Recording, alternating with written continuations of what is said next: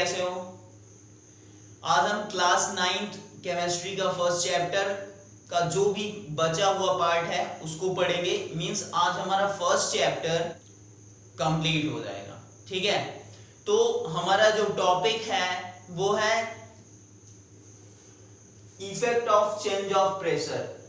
Means यदि हम किसी मैटर का प्रेशर इंक्रीज करते हैं या फिर उस पे प्रेशर डिक्रीज करते हैं तो क्या होता है, उसकी स्टेट में क्या चेंज आता है, ये टॉपिक है हमारा, वही आज हम पढ़ने वाले हैं। ठीक है, तो बच्चों जब हम किसी मैटर का प्रेशर बढ़ाते हैं तो उसकी जो स्टेट होती है वो चेंज हो जाती है। ठीक है, जैसे कि अगर हम गैसेस की बात करें, ठीक है, तो गैसेस के जो मॉलिक्यूल्स होते हैं वो बहुत ही दूर दूर होते हैं। मींस उनके बीच में जो स्पेसिंग होती है वो बहुत ही ज्यादा होती है। ठीक, तो यदि हम गैस को कंप्रेस करें, मींस उस पर प्रेशर अप्लाई करें, तो क्या होता है, उसके मॉलिक्यूल्स के बीच की स्पेसिंग डिक्रीज होने लगती है और वो गैस क्या होती है, धीरे धीरे हमारी कंप्रेस होने लगती है। ठीक है, तो इस तरीके से उसका जो स्टेट है वो चेंज होने लगता है।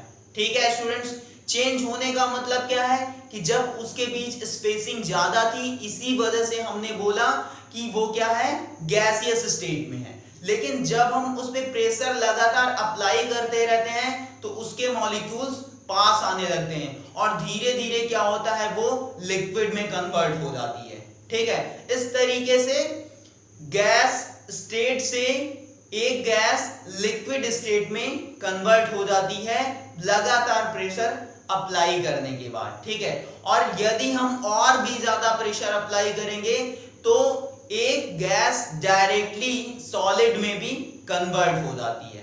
ठीक है, इसी में एक प्रोसेस आता है हमारा इवापोरेशन का। ठीक है स्टूडेंट्स, तो इवापोरेशन क्या होता है,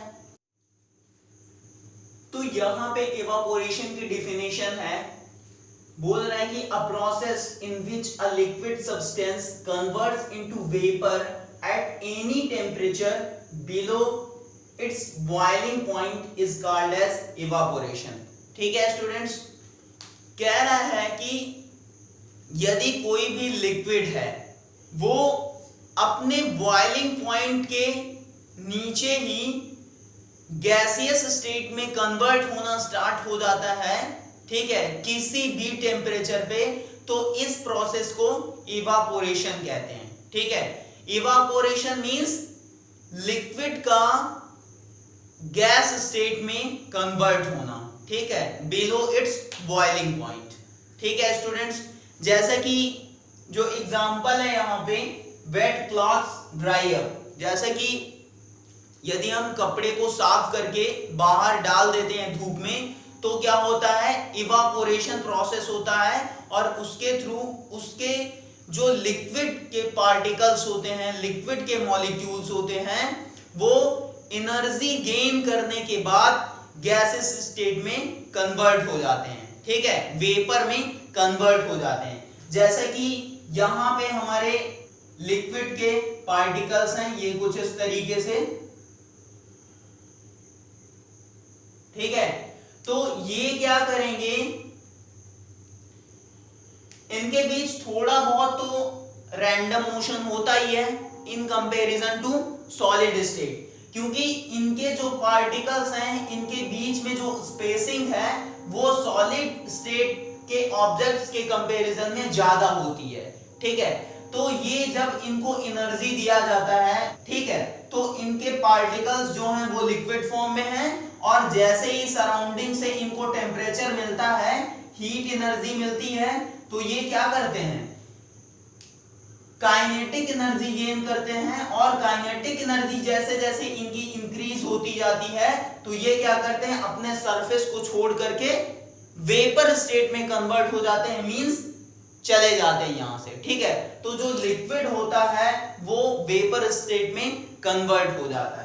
ठीक है, इस तरीके से ही जो हमारे वेट क्लॉथ्स होते हैं वो सूख जाते हैं। ठीक है स्टूडेंट्स, बच्चों इसके बाद एक टॉपिक हमको पढ़ना है इवापोरेशन से ही रिलेटेड कि इस इवापोरेशन प्रोसेस को कौन कौन से ऐसे फैक्टर होते हैं जो कि अफेक्ट करते हैं। ठीक है,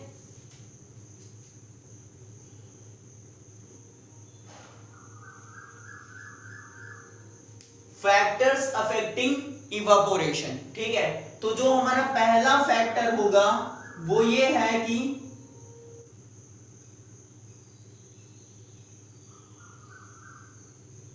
an increase of surface area.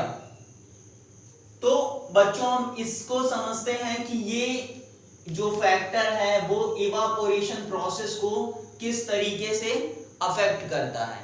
ठीक है, तो हम जानते हैं कि जो हमारा इवापोरेशन प्रोसेस है वो एक सरफेस वाला प्रोसेस है। सरफेस वाला प्रोसेस का मतलब कि जैसे कि हमने अभी एग्जांपल लिया था कि लिक्विड स्टेट के जो पार्टिकल्स होंगे वो सरफेस पे मूव करते रहते हैं थोड़ा फास्टली, और जैसे ही उनको सराउंडिंग से हीट मिलती है तो उनकी काइनेटिक एनर्जी इंक्रीज कर जाती है और वो धीरे धीरे अपने सरफेस को लेफ्ट करने लगते हैं। इस तरीके से क्या होता है, लिक्विड का जो मॉलिक्यूल होता है वो गैस के मॉलिक्यूल में कन्वर्ट हो जाता है। मींस एक लिक्विड वेपर में कन्वर्ट होना स्टार्ट कर देता है और इसी प्रोसेस को इवापोरेशन बोलते हैं। तो जैसे जैसे हमारा सरफेस एरिया इंक्रीज होता है वैसे वैसे इवापोरेशन का जो प्रोसेस है वो बढ़ने लगता है। एक रिलेशन हमको मिलता है कि जो सरफेस एरिया होगा लिक्विड के मॉलिक्यूल्स का वो directly proportional to rate of evaporation होगा। मींस यदि हमारा सरफेस एरिया बढ़ रहा है तो इवापोरेशन होने की जो रेट होगी वो भी इंक्रीज कर जाएगी। ठीक है, जैसे कि अगर एक एग्जांपल के थ्रू हम इसको समझें, जैसे हम कपड़े को साफ करते हैं तो साफ करने के बाद वो किस कंडीशन में रहता है, गीला रहता है। तो हम क्या करते हैं, सनलाइट में जब कपड़े को सुखाने के लिए डालते हैं तो क्या ऐसे ही उसको रख देते हैं सनलाइट में? नहीं, उसको हम क्या करते हैं, अच्छी तरीके से फैला देते हैं। फैलाने का मतलब क्या है, उस वेट क्लॉथ के सरफेस एरिया को इंक्रीज करना। ठीक है, फैलाने से उसका सरफेस एरिया जो है वो इंक्रीज कर रहे होते हैं हम, और ऐसा इसलिए करते हैं ताकि जो हमारा क्लॉथ है गीला वो जल्दी से सूख जाए। मींस जो इवापोरेशन का रेट है वो फास्टली हो, जिससे लिक्विड के मॉलिक्यूल्स गैसियस स्टेट में कन्वर्ट हो जाएं और हमारा क्लॉथ जो हो वो सूख जाए। ठीक है स्टूडेंट्स, इसके बाद जो दूसरा फैक्टर है इवापोरेशन प्रोसेस को इफेक्ट करने का वो ये है कि एन इंक्रीज ऑफ टेम्परेचर। तो एन इंक्रीज ऑफ टेम्परेचर का मतलब क्या है कि कोई भी मैटर है उसका टेम्परेचर यदि हम इंक्रीज करते हैं, ठीक है, और वो मैटर किस स्टेट में होगा, लिक्विड स्टेट में, क्योंकि इवापोरेशन प्रोसेस ही लिक्विड टू वेपर स्टेट में कन्वर्ट होने को बोलते हैं। तो जो लिक्विड होगा यदि उसका टेम्परेचर हम बढ़ाते जाएं तो क्या होता है बच्चों, उसके जो मॉलिक्यूल्स होंगे धीरे धीरे काइनेटिक एनर्जी उनकी बढ़ती जाएगी, और काइनेटिक एनर्जी बढ़ने की वजह से एक स्टेट ऐसी आती है कि वो अपना सरफेस लेफ्ट करते जाएंगे और वेपर स्टेट में कन्वर्ट होते जाएंगे। ये तो पहले ही हम अभी बता चुके। तो जो टेम्परेचर है वो भी इवापोरेशन के डायरेक्टली प्रोपोर्शनल होगा। ठीक है, मींस जैसे जैसे टेम्परेचर को इंक्रीज करेंगे वैसे वैसे जो हमारा इवापोरेशन का रेट होगा वो भी इंक्रीज करता जाएगा। ठीक है स्टूडेंट्स, तो ये भी एक फैक्टर है इवापोरेशन को अफेक्ट करने का। बच्चों तीसरा जो फैक्टर है वो है डिक्रीज इन ह्यूमिडिटी। ह्यूमिडिटी क्या होता है आप सभी जानते हो, मींस कोई ऐसा प्लेस जहां पे नमी हो, ठीक है, मॉइस्चर हो। तो जैसे जैसे ह्यूमिडिटी डिक्रीज होती है, मींस जो नमी वाला स्थान होता है उसकी नमी क्या होती है, कम होने लगती है। तो क्या होगा, कम होने का मतलब ही क्या है कि वहां का टेम्परेचर क्या हो रहा है, इंक्रीज कर रहा है। और जब टेम्परेचर इंक्रीज करेगा किसी भी प्लेस का तो क्या होगा, जो इवापोरेशन का रेट होगा वो बढ़ने लगेगा। मींस जो लिक्विड के मॉलिक्यूल्स हैं वो बहुत तेजी से वेपर स्टेट में कन्वर्ट होना स्टार्ट हो जाएंगे। तो ये भी एक फैक्टर है। इसके बाद जो हमारा चौथा फैक्टर है वो है an increase in wind speed. Means जो हवाओं की स्पीड होती है यदि वो इंक्रीज करे तो जो हमारा इवापोरेशन है वो फास्टली होने लगेगा। मींस जैसे हम देखते हैं कि विंडी डे में जो क्लॉथ्स होते हैं गीले वो जल्दी से सूख जाते हैं। जितनी तेजी से हवाएं चलना स्टार्ट करती हैं उतना ही तेजी हमारा इवापोरेशन प्रोसेस होता है। उसमें जो लिक्विड के मॉलिक्यूल्स रहेंगे वो जो एयर के साथ कांटेक्ट में आएंगे तो उनकी काइनेटिक एनर्जी बढ़ जाएगी और वो वेपर में कन्वर्ट होना फास्टली स्टार्ट कर देंगे। तो इस तरीके से विंड की स्पीड बढ़ने के साथ साथ ही इवापोरेशन का रेट भी बढ़ने लगता है हमारा। ठीक है, तो ये हमारे 4 फैक्टर हो गए, increase in surface area and increase in temperature, decrease in humidity और increase in wind speed. Next जो टॉपिक है हमारा वो है how does evaporation cause cooling. Means evaporation cooling का रीजन बनता है किस तरीके से। ठीक है, जैसा कि स्टूडेंट्स एक वेसल है, ठीक है, उसमें कुछ पानी भरा हुआ है। तो यदि हम सराउंडिंग का टेम्परेचर इंक्रीज कर दें तो वो क्या होता है, जो लिक्विड के मॉलिक्यूल्स रहते हैं वो सराउंडिंग से एनर्जी गेन करने लगते हैं। ठीक है, और धीरे धीरे उन मॉलिक्यूल्स की काइनेटिक एनर्जी बढ़ती जाती है क्योंकि वो सराउंडिंग से हीट एनर्जी को गेन कर रहे हैं और वो हीट एनर्जी काइनेटिक एनर्जी में ट्रांसफर हो रही है। ठीक है, तो जो लिक्विड के मॉलिक्यूल्स होंगे वेसल में वो धीरे धीरे क्या करेंगे, फास्टली मूव करना स्टार्ट कर देंगे और कंटिन्यूअसली यदि वो एब्जॉर्ब करते रहे सराउंडिंग की हीट एनर्जी को तो एक सिचुएशन ऐसी आती है कि वो क्या करते हैं, वेपर स्टेट में कन्वर्ट हो जाते हैं। मींस अपने सरफेस को छोड़ करके एस्केप आउट हो जाते हैं।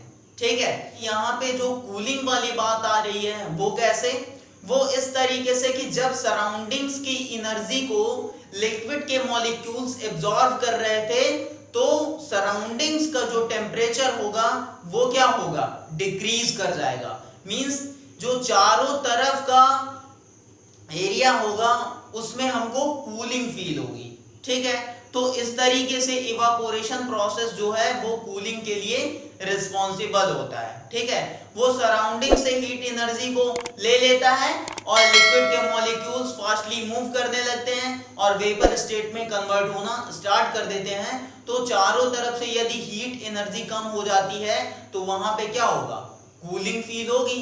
ठीक है, जैसे कि एक एग्जांपल है कि समर डे में हम क्या करते हैं, कॉटन के क्लॉथ्स पहनते हैं स्टूडेंट्स।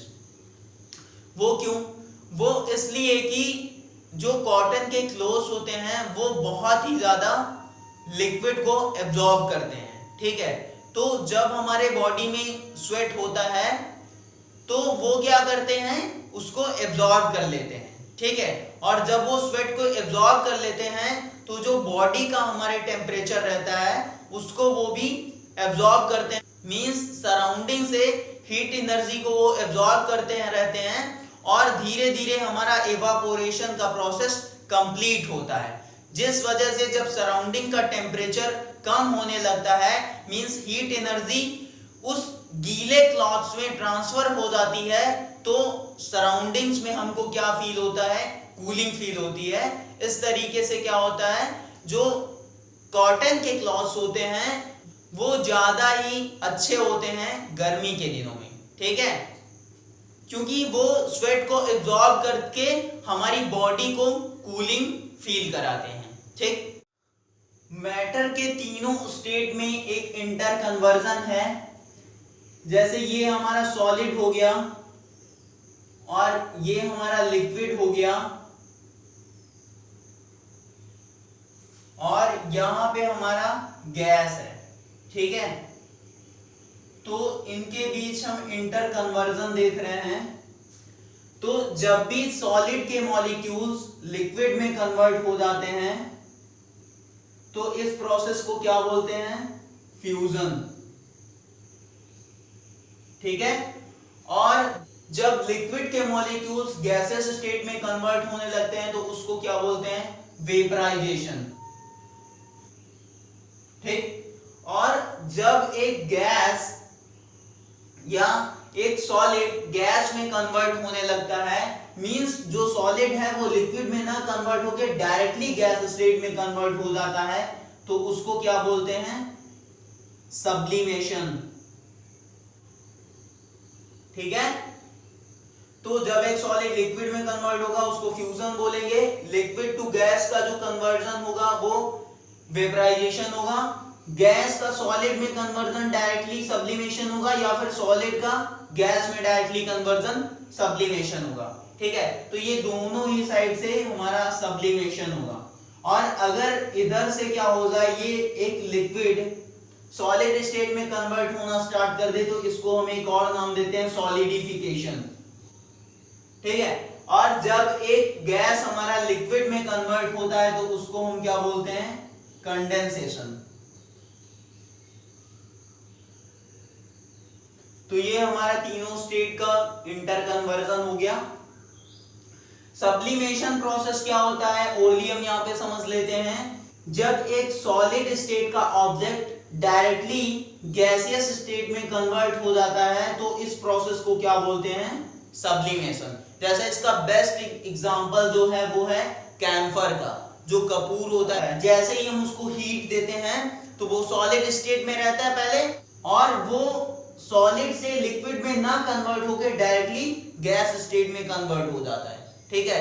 या अमोनियम क्लोराइड है, जब एक गैसियस स्टेट का ऑब्जेक्ट लिक्विड स्टेट में कन्वर्ट होना स्टार्ट कर देता है तो ये प्रोसेस जो है वो क्या होता है, उसको क्या कहते हैं? कंडेंसेशन, ठीक है।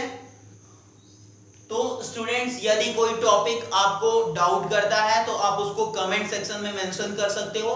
और प्लीज सभी से रिक्वेस्ट है कि जो भी चैनल पे नए हो वो चैनल को जरूर सब्सक्राइब कर देना, ठीक है, क्योंकि इसमें आपका कोई भी पैसा नहीं लगता है। हमारा वीडियो आपको कैसा लगा ये भी आप कमेंट करके जरूर बताना, ठीक है।